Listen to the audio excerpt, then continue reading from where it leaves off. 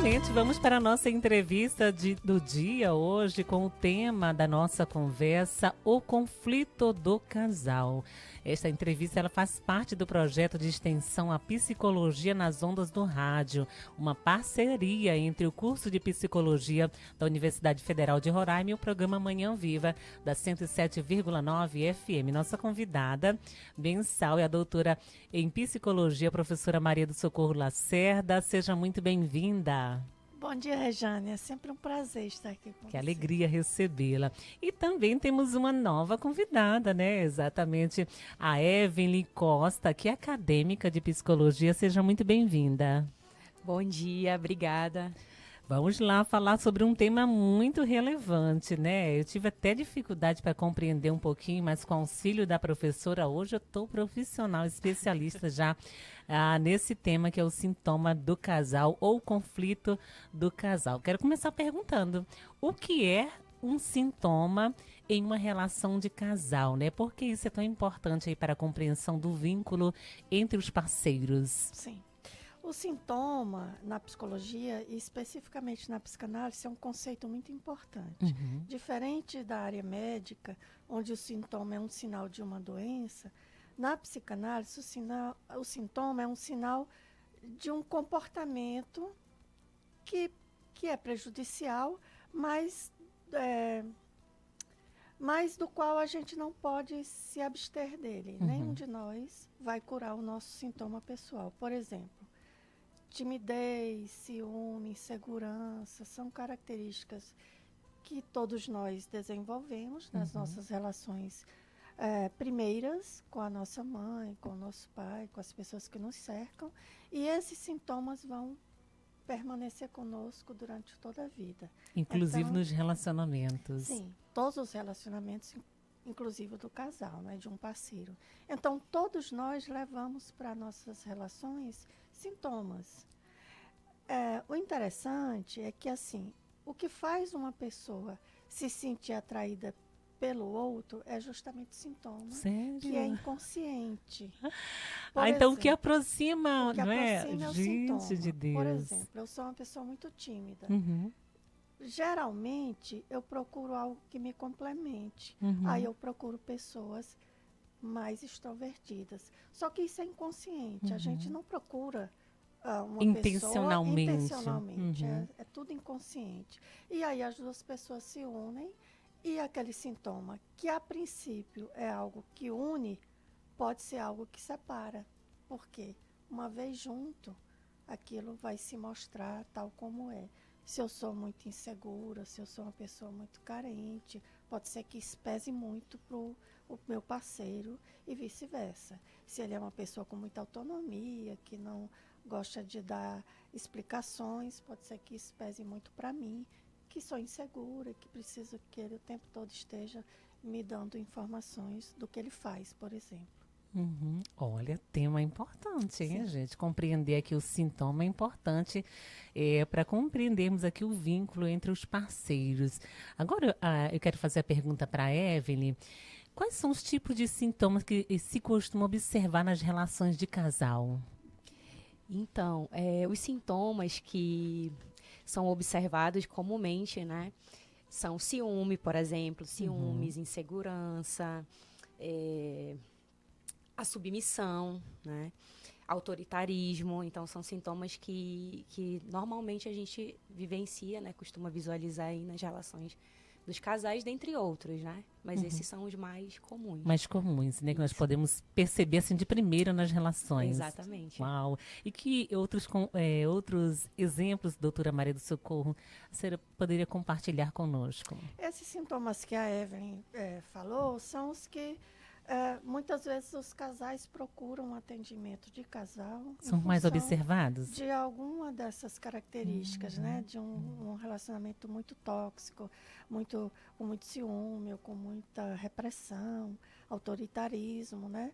Então, eu teria dois exemplos, dois casais que a gente atendeu. Um casal mais jovem, na faixa de 20 e poucos anos, 30 e poucos anos, que nós atendemos, era um casal de namorados, eles ainda não eram um casal matrimonial, mas que eles procuraram atendimento através do namorado. Foi o namorado que procurou, por quê? Porque a namorada era uma pessoa muito insegura e muito com sintomas de muita tristeza, depressão, coisas da vida dela, anterior ao namoro, que estava pesando muito para aquele namorado, né? Durante os atendimentos, a estagiária foi trabalhando essas questões, e aí o namorado colocando como ele se sentia diante do comportamento da namorada. E o que a gente percebeu é que no momento que a namorada percebe que o namorado estava se libertando, entre aspas, daquilo, ela ficou com muito medo de perdê-lo. E aí ela resolveu interromper o processo terapêutico, porque como ela era muito insegura, ela precisava desse parceiro que fosse alguém que sustentasse ela, sustentasse no sentido de estar junto dela, não financeiramente. E ela não podia perder ele. Então ela percebe e ela encontra motivos para... Porque ela percebeu, de alguma forma, que aquele processo terapêutico ia fazer aquele rapaz, talvez, romper o relacionamento com ela, e ela não podia correr esse risco, né? Esse é um casal que aconteceu essa evolução. Então, esse sintoma desse casal era a insegurança dela, provinha mais da insegurança dela? Era, a insegurança dela fazia com que eles brigassem muito, Certo. porque ele queria ter uma vida... Ele queria sair com os amigos dele, ele queria jogar bola, ele não podia fazer nada disso. Então ele se sentia muito preso na relação. E é interessante que a gente escuta muito isso do homem para com a mulher. Mas existe também da mulher com relação ao homem, né? Uma mulher muito insegura ou às vezes muito autoritária que reprime o homem, né? Inclusive, a senhora citou agora, inclusive tem relacionamentos em que o homem interfere até no corte do cabelo da mulher, né? Sim. Não só nas vestimentas. Vestimenta aí já nem se fala, mas até no corte do cabelo, até se aquela companheira vai estudar, se vai trabalhar ou não. Então, são questões que a gente precisa olhar aí, né, nesse relacionamento. Sim, tudo isso, o que você está falando, são sintomas. Né? Sintomas de que aquela pessoa tem que ser do jeito que eu quero. Por insegurança, por N motivos, né? E aí, se o outro aceita esse pacto, é um pacto inconsciente, aí os dois vão viver bem até algum momento. Ou talvez vivam bem a vida inteira. A vida inteira. Né?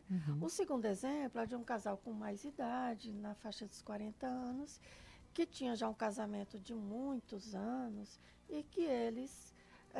começavam a se desentender por questões financeiras. Um era mais regrado, o outro era mais mão aberta, e isso causava algumas dificuldades entre eles.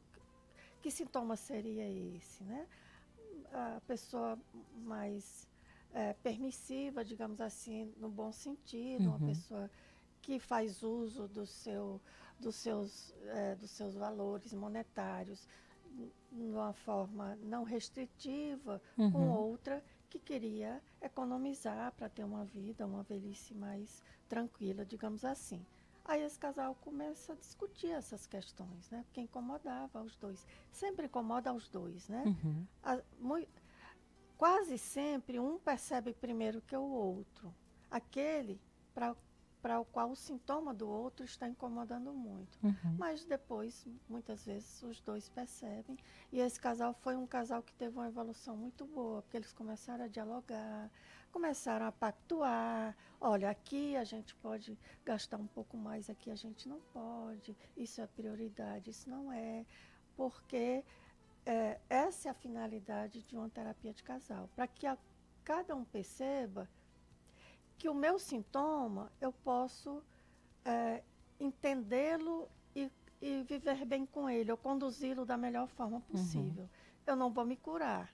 Né? Se eu sou alguém insegura, eu serei alguém insegura a vida inteira. Agora, uma coisa é ser insegura com muito medo do outro me abandonar, outra coisa é ser insegura, mas saber que o outro gosta de mim, perceber que a relação é madura e que talvez o outro nunca me abandone.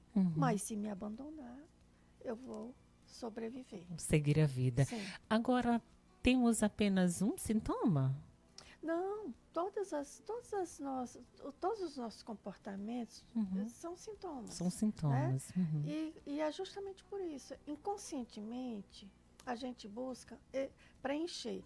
Porque esse sintoma, ele tem origem lá na nossa primeira relação com a nossa mãe. Perfeito. Ele é um fenômeno inconsciente dessa relação que se estabeleceu. Se eu tive uma mãe muito cuidadosa, amorosa, eu posso ser alguém mais tranquila no decorrer da minha vida. Se eu tive uma mãe mais estressada, com alguns problemas, pode ser que eu tenha mais insegurança e eu nunca me sinta verdadeiramente amada pelo outro.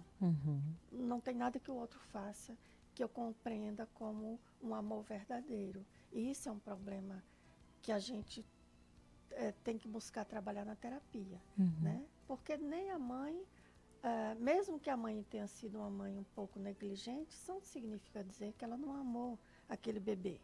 Só que ela amou do jeito dela. Exatamente. Né? Isso a gente compreende no processo terapêutico. Perfeito. Agora, a Evelyn, a professora, citou aqui 2 exemplos aqui de alguns sintomas observados aí durante terapia. Fala pra gente como é que esses sintomas aí afetam a dinâmica do relacionamento a 2. Então, como a gente falou aqui dos sintomas, né, que são diversos, que podem ser o ciúme, a insegurança, o autoritarismo, né? A consequência desses sintomas, né, o que ele pode gerar na relação? Sim. Ele pode gerar conflitos, sofrimento, né, um sofrimento enorme e a dificuldade na dinâmica desse casal, né? Então, cada vez que ele emerge na relação, vai trazer esse sofrimento e esses conflitos. E a consequência disso, desses sintomas, é o desinvestimento na relação, né? Então, o casal começa a não mais querer investir nesse relacionamento. Né? Já acha que não vale mais a pena, né, de investir no Por que relacionamento? eu vou investir em alguém que me trata mal ou que quer, né, me controlar, seja lá o que for? E aí, esse desinvestimento, ele também pode causar separação, que aí já é o auge, assim, né? Que a gente, como a gente poderia falar, do conflito do casal, aí, do sintoma. Perfeitamente. Agora, a professora Maria do Socorro, né? Tema interessante, né? Como é que nós podemos, né? Como é que os parceiros, né, podem trabalhar juntos aí para entender e lidar com seus sintomas? É sempre o diálogo, né? Agora é interessante, retomando um pouco a fala da Evelyn, esse desinvestimento, a psicanálise de casal, ela diz o seguinte, que um casal não começa, esse desinvestimento começa muito gradativo.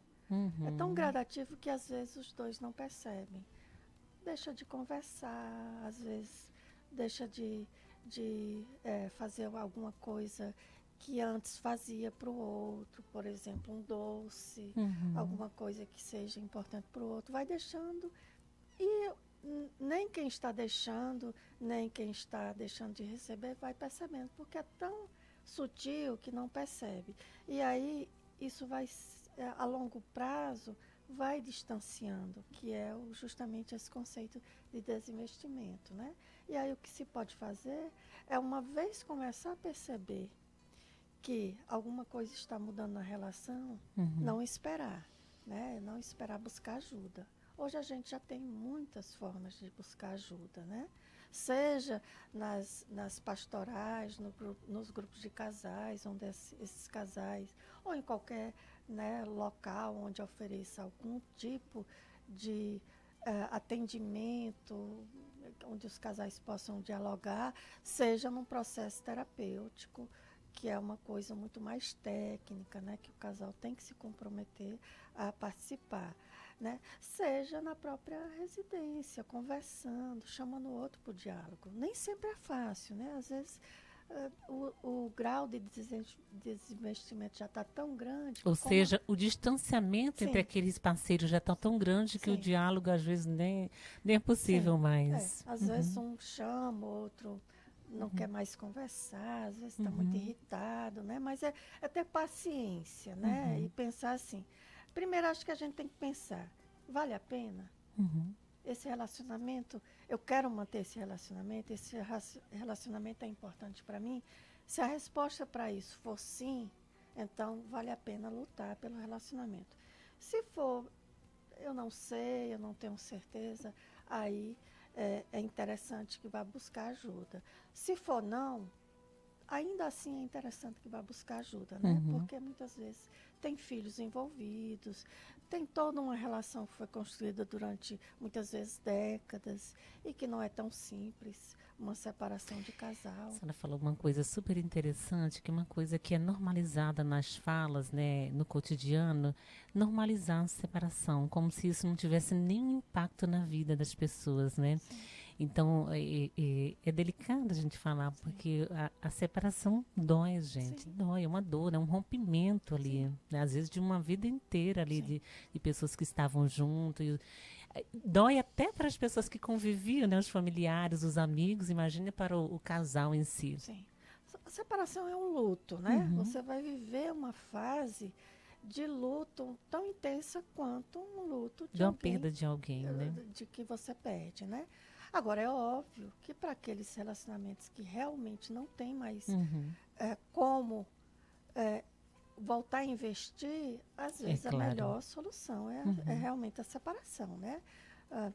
Se o casal já está num nível de agressão muito grande, aí talvez seja necessário pensar que tanto para o casal quanto para os filhos, se tiverem, talvez seja a melhor solução, a separação. Mas enquanto houver afeto, alguma forma de investimento, é importante que o casal perceba que pode buscar ajuda. Perfeitamente. E aí, onde nós podemos buscar ajuda? Sim. Um dos locais, né, é o nosso Serviço de Atendimento Psicológico da Universidade Federal de Roraima. O nosso telefone é 95 8113 0623. Vamos repetir aqui para o pessoal já adicionarem aí no aparelho celular, né?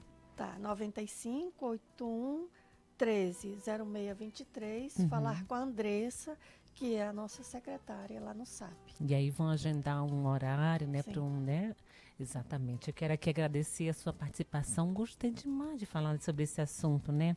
Porque quanto mais, né, temas relacionados aí ao convívio, né, melhora os relacionamentos. E o objetivo é esse, né? Sim, o objetivo desse nosso diálogo mensal é justamente desmistificar alguns temas, né? Coisas que são simples. Falar de uma forma muito simples para que as pessoas entendam que isso não é uma coisa tão estranha, que está na vida de todos nós. Perfeitamente. Obrigada mais uma vez pela participação e até mês que vem, né? Até mês que vem. Agradeço também a participação de hoje da Evelyn Costa. Obrigada pela colaboração. Eu que agradeço. Até uma próxima, né?